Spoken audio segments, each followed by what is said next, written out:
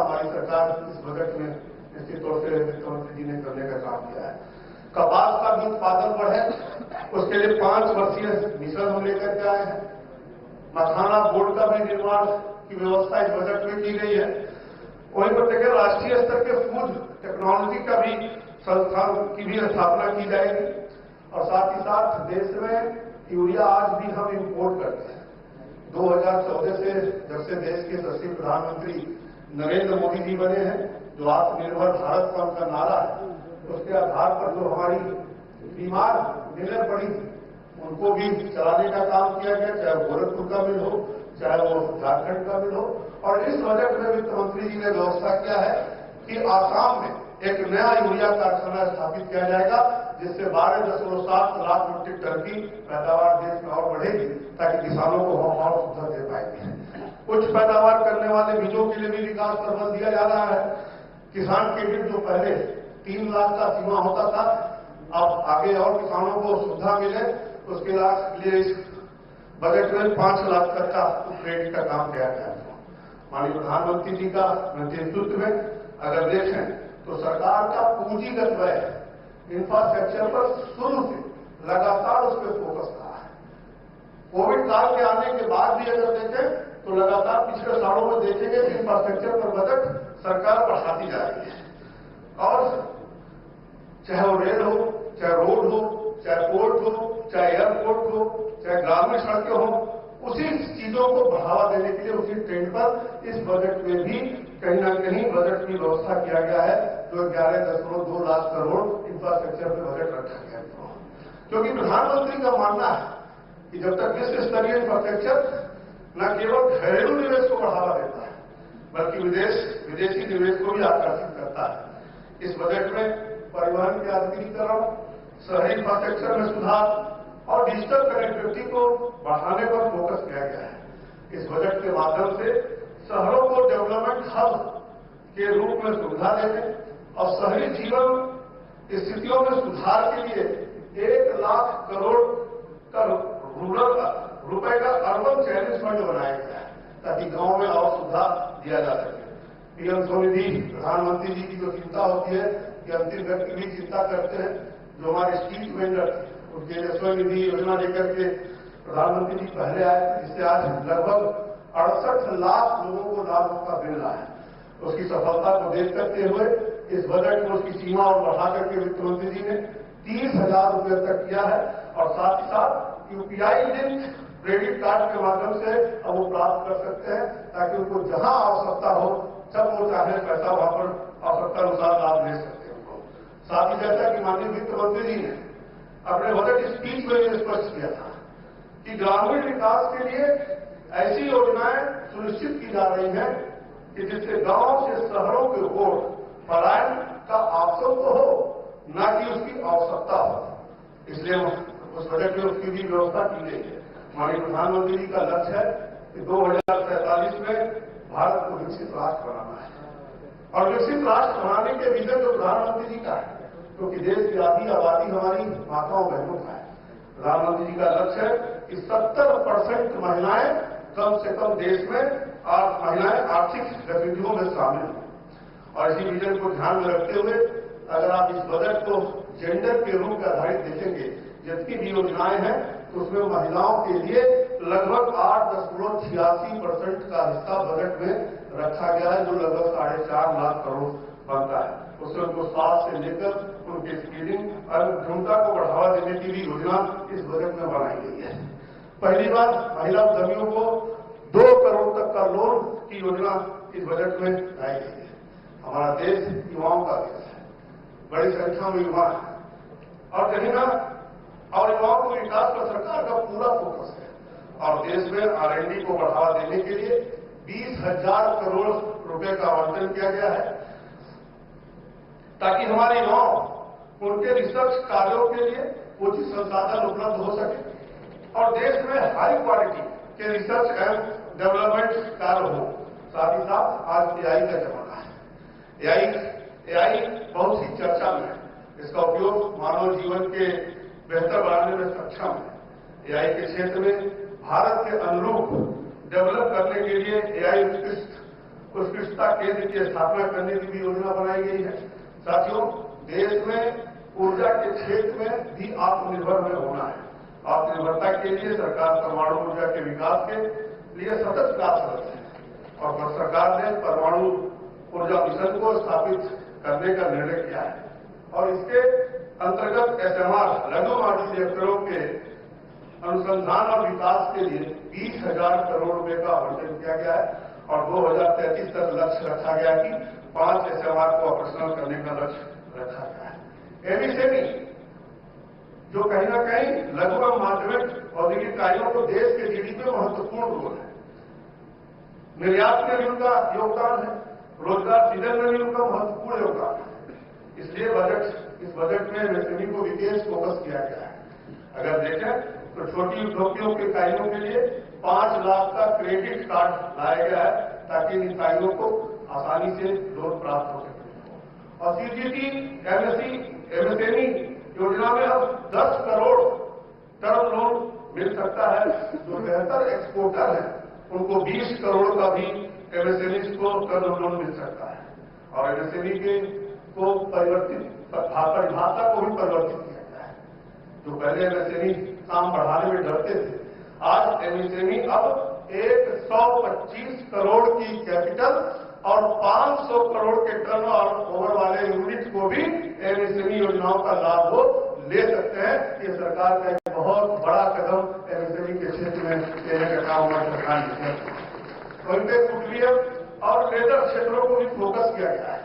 उत्पादन स्कीम चलाई जाएगी, इसमें 22 लाख लोगों को रोजगार मिलने की संभावना है और इससे 4 लाख करोड़ का कारोबार पूरे देश में हो सकता है और 1.1 लाख करोड़ का एक्सपोर्ट निर्यात होने की संभावना है। खिलौना के क्षेत्र के विकास के लिए भी वैश्विक खिलौना केंद्र बनाने का योजना है, जो मेड इन इंडिया खिलौनों को वैश्विक स्तर पर ले जाएंगे। साथियों, देश में जहां 2014 में कुछ स्टार्टअप थे, आज देश में 2025 में लाखों स्टार्टअप है और उसमें तो 100 से ज्यादा यूनिकॉर्न है। उसको ध्यान में रखकर स्टार्टअप को बढ़ावा देने के लिए 20 करोड़ तक के कोलेटरल फ्री लोन देने की व्यवस्था की गई है और इसके लिए 10,000 करोड़ AIF फंड बनाया गया है।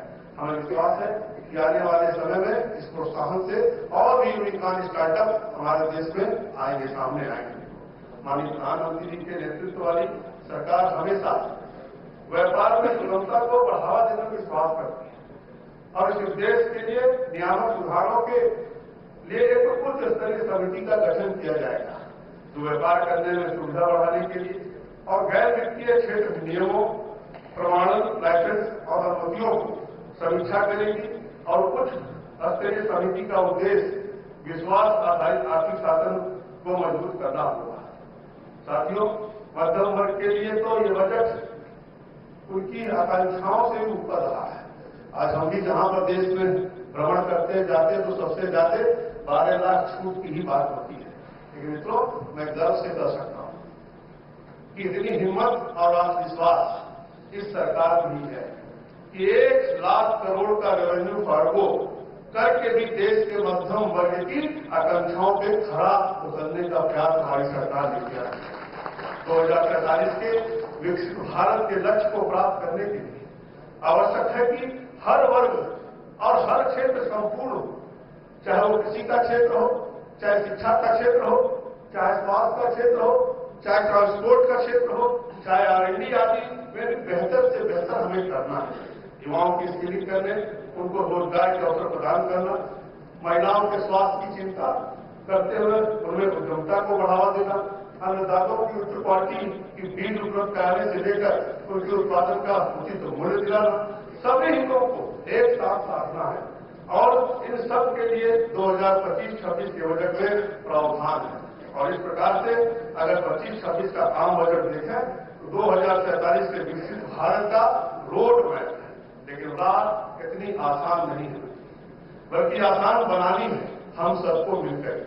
मुझे पूरा विश्वास है कि हम सब मिलकर 2047 में तो प्रधानमंत्री जी का लक्ष्य है कि 2047 में विकसित भारत बनाना है, उस लक्ष्य को अवश्य प्राप्त करेंगे। जय हिंद, जय Bharat.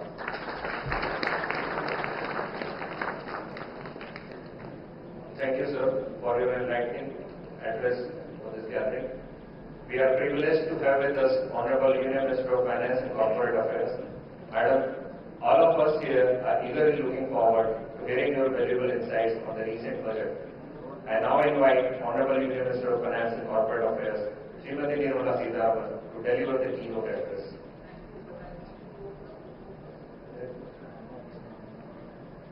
I request N. Sridhar, the Principal Commissioner of Customs, to kindly come up on the dais to moderate the question and answer session. Thanks.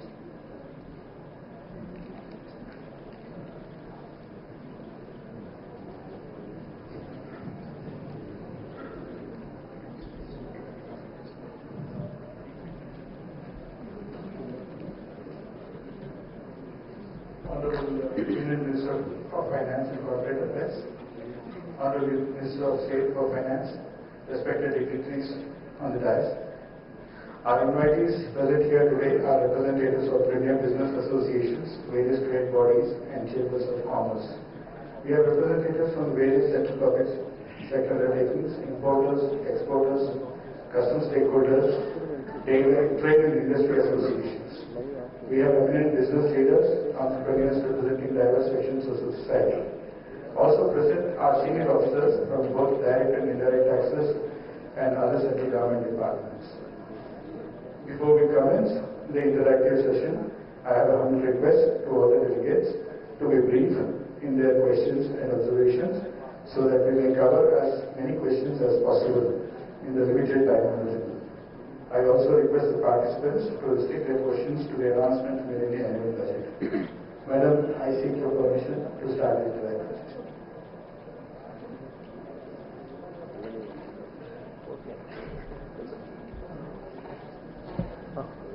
I invite the first question from Mr. Shiva Prasad, Treasurer, Lahu Udyog Bharati, APU.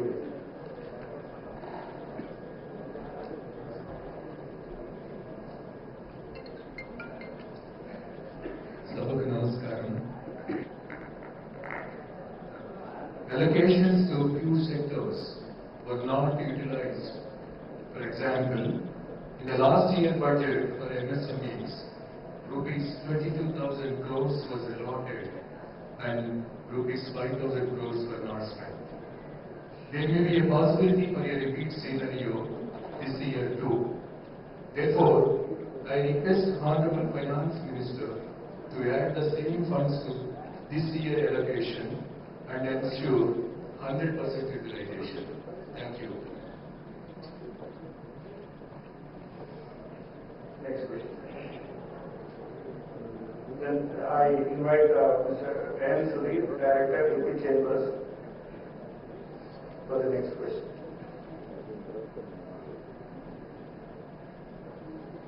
Good afternoon, Madam Finance Minister. Good afternoon, Honorable Union Minister of State and Finance, dignitaries of the Finance Department.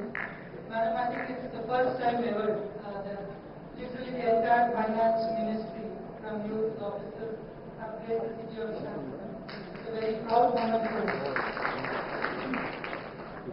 I'm Sudhir Mulgada, an exporter and the next Vice President of Andhra Pradesh Chamber of Commerce and Industry. Madam, toy industry, Shilona, Minister of State, it's a $300 billion industry worldwide, expected to grow to $500 billion by 2032. And India is at just $1.5 billion, hardly 0.6% of the global volume, madam.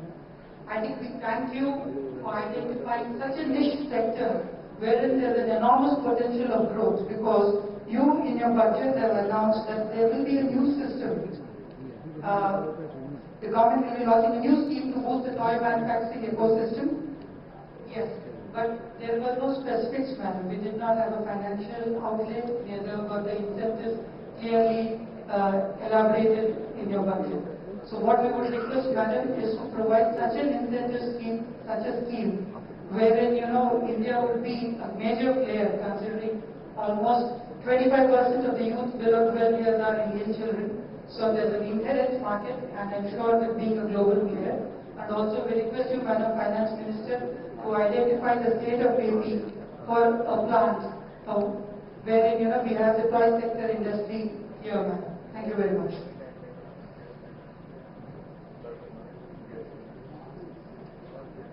next question is from K. Mallikarjun Rao, President of AP Region FAPSI.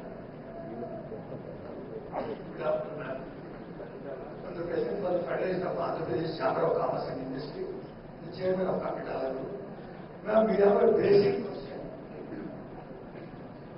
We traders and industries everywhere, the same firm, same business firm, having 7 to 9 branches in 7 states, we are operating. Most of the members of the thing, what the question was, every time, in every state, we have operations in 10 states. We have to apply 10 GST numbers. We have to upload 10 GST normal procedures. We have to maintain 10 different type of accounts. And finally, we have to make 10 different assessments. So, like a PAN number, if it can be, we don't know what is the practicalities the government has. If it can be one GST number, we are facilitated to upload our accounts.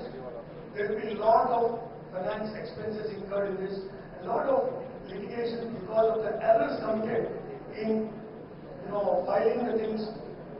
So, if the government line is there that one nation, one tax, if it's something can be done in this line, we would appreciate that. Thank you.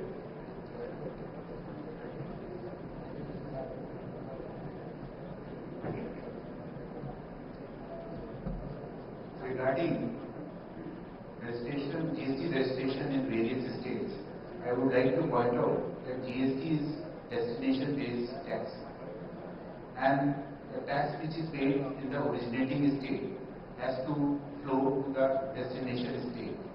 That's why the provision of IGST has been made, and in the destination state, the credit of IGST is taken, which can be used for making payment of SGST or CGST.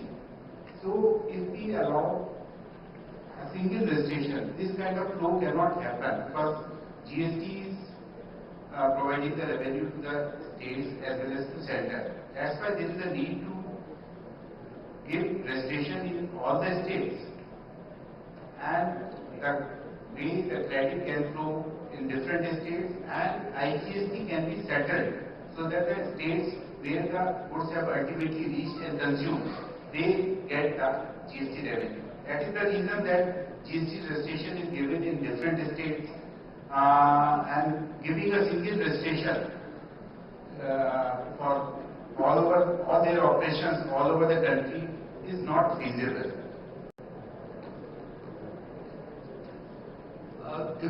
Just clarify on that aspect. The suggestion which you have made, any practical suggestion to simplify the things, make it easier for the industry in your returns filing, in your assessment, government is fully committed to this. Any point of time you or your association wants to enter into a discussion with the local officers or with us in Delhi, we are ready to sit down with you and find ways how we make the things simpler for you. As far as registration in different states are concerned, please appreciate that aspect, that in GST, both Government of India and all 28 state governments have come together to make the single goods and services tax. So it is a tax which belongs to each state government. It is a federal country. But having said so, making the things easier is our commitment, and we are ready to work with you. Thank you, sir. Definitely, I appreciate the point that each state is separate.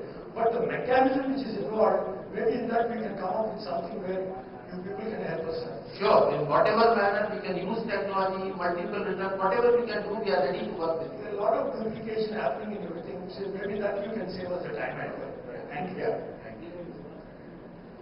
I invite Mr. K.V. Anand, President Seafood Exporters Association of India, Delhi chapter, to ask the next question. Finance Minister, I represent the seafood exporters of Andhra Pradesh in the seafood exporters of India AP region. Would like to, the seafood sector, as you know, is an important part of this region. We would like to know what incentives or benefits have been given to the seafood sector in the present finance budget.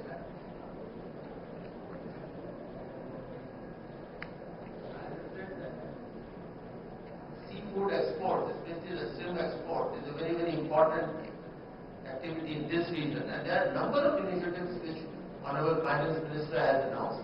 In the July budget, there were specific announcements on providing financial support for nucleus breeding center for shrimp broodstock. Then also there was a financial support through NABARD to be provided for shrimp farming, processing and exports. Following on this budget, on 1st February, Honorable Finance Minister has announced reduction in duties on frozen fish paste, surmi, then fish hydrosalate and also on fish meal for manufacturing of fish seeds. So this is a sector wherein support through the banking system, facilitation through the government organizations, as well as the duties, government is very conscious. This is one of the high earning areas and government is committed for that. Thank you. Thank you. The next question, I invite GB and Hari, Chartered Accountant. Honorable Finance Minister, Madam. The tax rebate on income up to rupees 12 lakhs is a great relief for taxpayers, especially the middle class. Indeed, it is a bold and unprecedented step on the part of the government.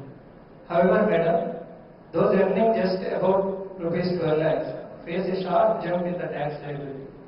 These people end up paying much more taxes for a small increase in their income. Madam, can this transition be made smoother and palatable? Thank you, Madam.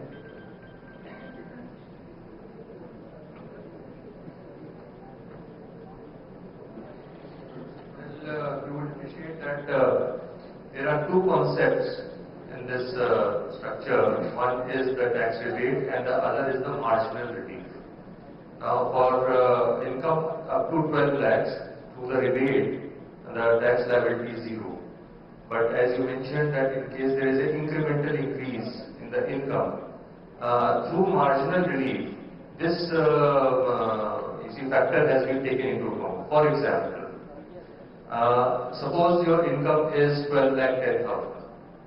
Now in the normal case, the tax liability would be 61,500. But the tax that would be chargeable would be only 10,000.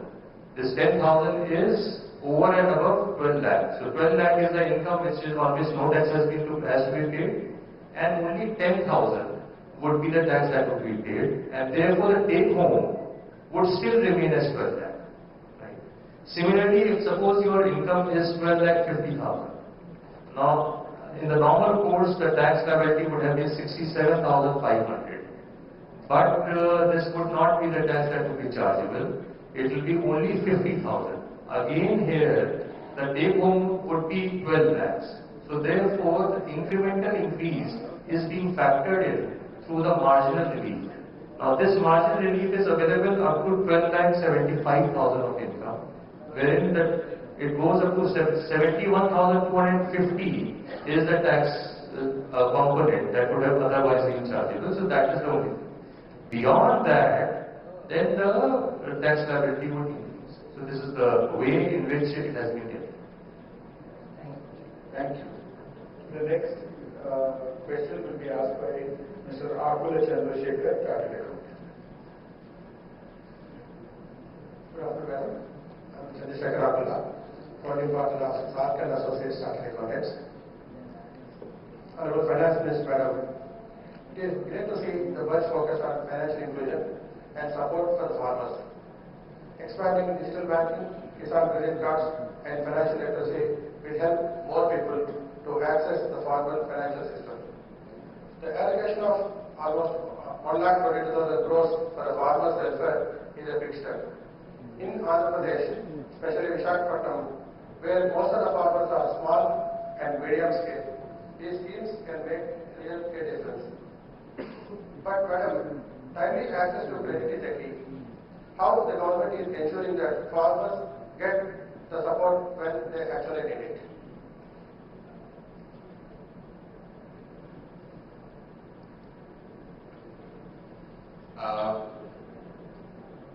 This year, last year, our company, ground level credit to support the agriculture sector is 25 lakh crore. And this year, the target has been enhanced to 27 lakh crore for supporting the agriculture allied sector. Now, till now, as of 24th January, the credit growth in the agriculture and allied is 12.2%. So, the very robust credit growth is almost like a little more than bank credit as of January 25. Now, we have apart from the longer credit support, we also have two institutions. NABARD is there, and then rural banks, RRBs also part of this. Through RRBs also we are development. The government is of course very committed. We have separate schemes announced in the budget, during this budget as well as the budget of July 24. Right. Thank you. Now I invite Dr. S. Panduranga Prasad, President MSME Units of VASSIWA.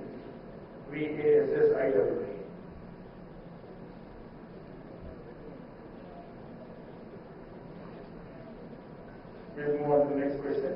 Now I invite A.V. Subbarao, National Secretary, Federation of All India Vyapar. గౌరవనీయ భారతదేశ ఆర్థిక శాఖ మంత్రులైన నిర్మలా సీతారామన్ గారికి హృదయపూర్వక నమస్కారాలు తెలియజేసుకుంటున్నాను. Service sector 20 లక్షల పరిధి నుంచి 40 లక్షల వరకు పెంచే అవకాశం కనుక ఉంటే మధ్య తరగతి వ్యాపారస్తులందరికీ మంచి చేసిన వారి యొక్క భావన ప్రజల్లో ఉందండి. అదొకసారి మీరు తమ పరిశీలించగా కోరుతున్నాము. అట్నే ఇన్కమ్ ట్యాక్స్ పరిమితిని 12.5 లక్షల వరకు పెంచిన తమరు భారతదేశ చరిత్రలో మధ్యతరగతి వ్యాపారస్తులు ఆర్థికపరమైన చిక్కులు లేకుండా మధ్యతరగతి ప్రజలందరూ ఆశాజనకంగా ఉన్న ఈ తరుణంలో ఈ ఒక చిన్న అవకాశాన్ని తమకి అభ్యర్థన చేస్తున్నాం మేడం. నేను ఆల్ ఇండియా ఫెడరేషన్ ఆఫ్ వ్యాపార మండలి తరఫున నేషనల్ సెక్రటరీ మేడం, ఆంధ్రప్రదేశ్ కావాలి. తమకి ఒక ఈ సభాపూర్వకంగా తెలియజేసి పోతున్నందుకు గాను ఒక వినతి పత్రాన్ని తమకి నేరుగా అందజేస్తున్నాను. తమరు అనుమతిస్తే. Thank you very much.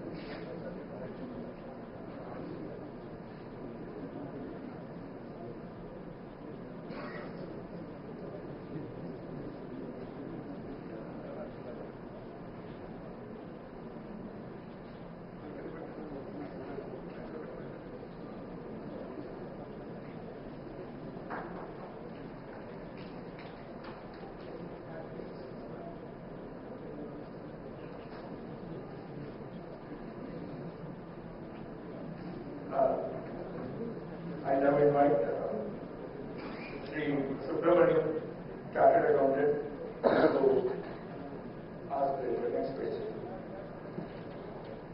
Very good afternoon, madam. And good afternoon to all the dignitaries. Madam, my question is like this. Managing prices, madam, is very important to ensure that essential foods remain affordable to everyone. Madam, having said this, I would say inflation is a very challenging issue for families with limited income.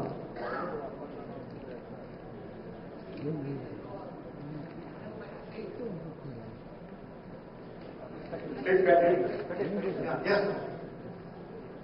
Madam, I would like to hear from the Honorable Finance Minister as to what are the steps that are being taken by the Government of India under the able leadership of Honorable Prime Minister Modi ji to see that the inflation is controlled and the prices becomes affordable for common man.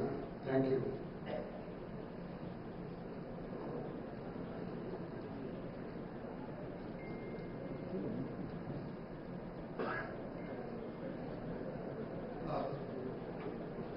Inflation control and moderating the prices,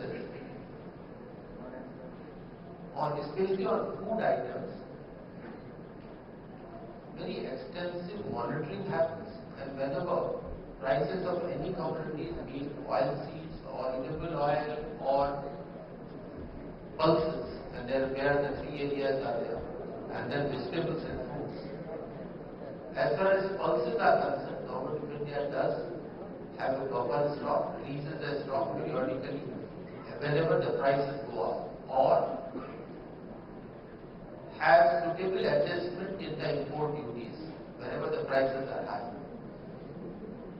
Similarly, on edible oils, custom duties are carried, there is no buffer stock is maintained, but custom duties are reduced whenever the prices go up. Now, vegetable and fruits are something, these are perishable items. In the previous budget and in this budget, Honorable Finance Minister has announced comprehensive schemes so that vegetables and fruits, especially vegetables, can be grown closer to the large consumption centers. This scheme is being worked out. A scheme is already under implementation, and a much better scheme is being worked out so that from farm to households, with the organization of the farmers, to cooperatives, to farmer producer organizations, supply chains can be improved so that the prices can come down. On a food inflation, all possible supply side measures are being taken. Thank you. Thank you, sir. And now I invite Vice Suri Chandra Rao, Chartered Accountant, to ask this question.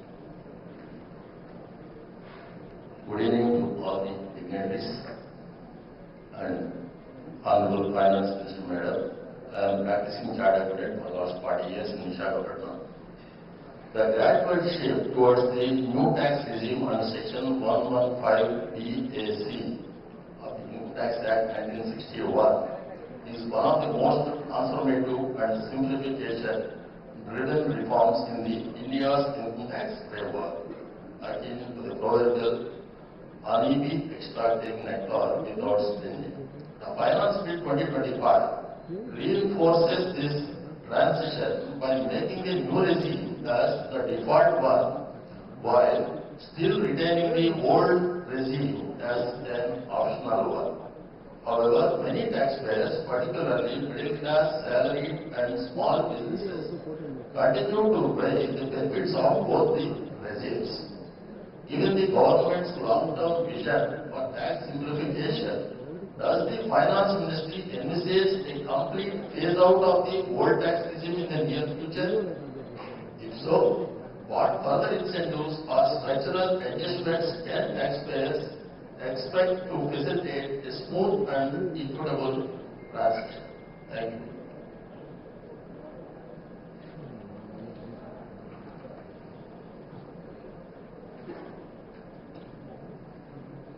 As you very rightly said, that the new tax regime is basically a big step of the government towards simplification of the taxes and the tax structure. And the new tax regime, if you see the tax slabs, so both in terms of the slabs as well as the rates, the scheme has been made simpler and more attractive.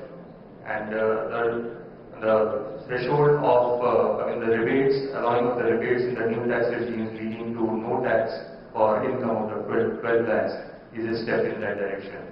Now, to have a simplified tax law, the deductions and the exemptions have to be minimized.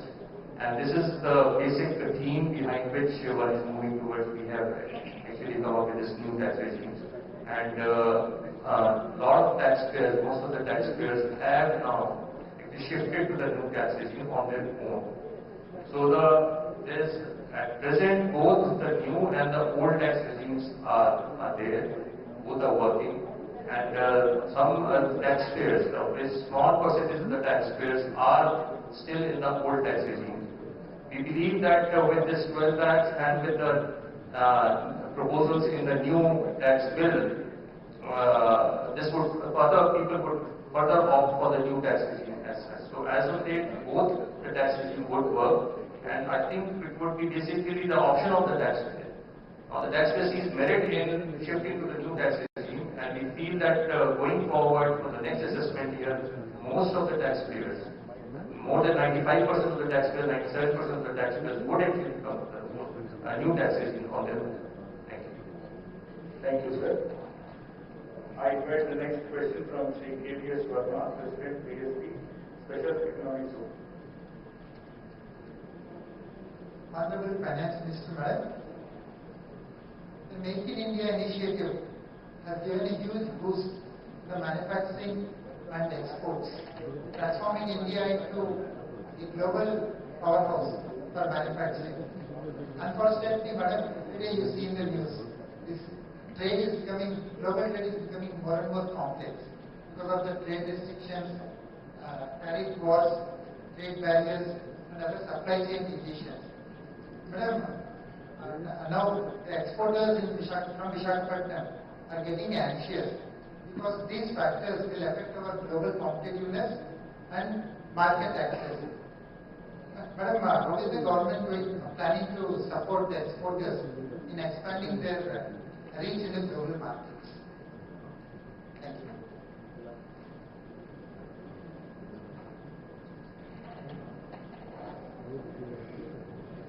Well, at the moment, based on the information that we have, and also with the Commerce Ministry having had a consultation with some stakeholders, the Minister has gone to the US to initiate some discussion. The interest of all our exporters is well documented with the Commerce Ministry, and so we'll have to see how the Ministry is taking up the negotiation there. All of us are constantly giving information and sharing inputs to protect the interest of Indian exporters. So that much I can say now, but let's see what comes out of the negotiations. Ajay, would you want to add something?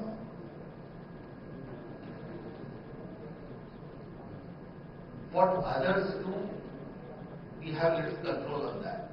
But we have to build our own strength, as Honorable Finance Minister Budget speech has identified, export as one of the 4 engines for our economy. He has also announced an export promotion mission. So build our own strength through timely credit availability for exporters. And there is also a scheme that those exporters who want to expand their plant and machinery, easier and a larger credit to be provided for them. Plus, how do we cut down on our procedures, regulations, process, so that all your energies are on producing and supplying, rather than complying with the laws here and filing reports, etc. So that can be reduced. Third element, 2 budgets back, something called Unified Logistic Improvement Platform was launched. It is sort of maturing now. Moving beyond that, that was only when your shipment moves from one place to another, then to ship or aircraft and then goes, that was only logistic chain. In this budget, there is a very specific announcement on Bharat Trade Net, what that will do. When you are exporting anything, your money comes to the bank. So first there is a custom, then there is shipping airline or aircraft airline is there, then the money comes to the bank. You have to file documents with all. That also reconciliation has to happen. Then there is a foreign importer sitting there. How do we reconcile that? How do we do it in a smooth manner so that you don't have to put information on it repeatedly, which one of the person here and ask for it. So basically build our own strength so that we are much more competitive to move into those directions. Thank you. Thank you, sir. We have time for just one last question. D.S. Verma, Vice President, AP Air Travelers Association.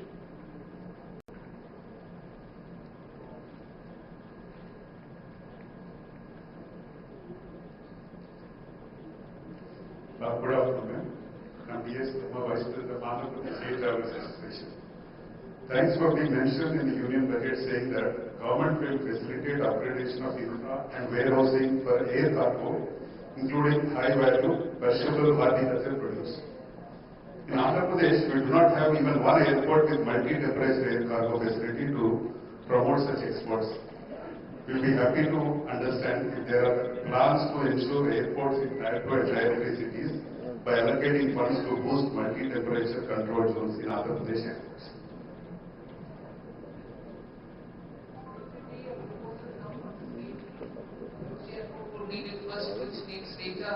which one needs cold storage for horticulture, which needs for anything else, which has a longer shelf life.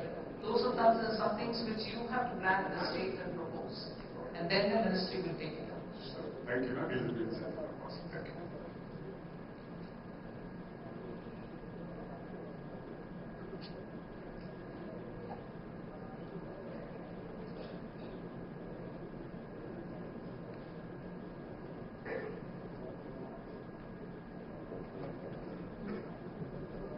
One more question. Shri Vishakapatnam, President, Custom Broker Association.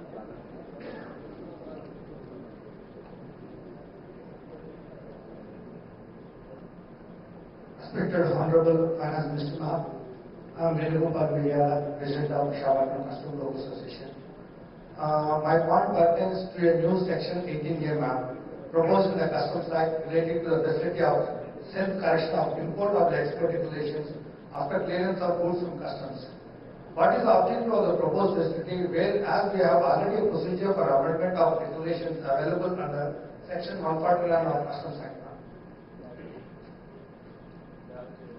Mr. Vishakapatnam, Section 149 provides amendment of documents based on the documentary evidence which is in existence before the clearance of goods. So it has limited utility, and in that case you will have to come to the department, seek an amendment. So officer's intervention is required. Secondly, in many cases, self-assessment which has been made by the importer or the exporter for taking the clearances need to be modified subsequent to clearances, like if you have not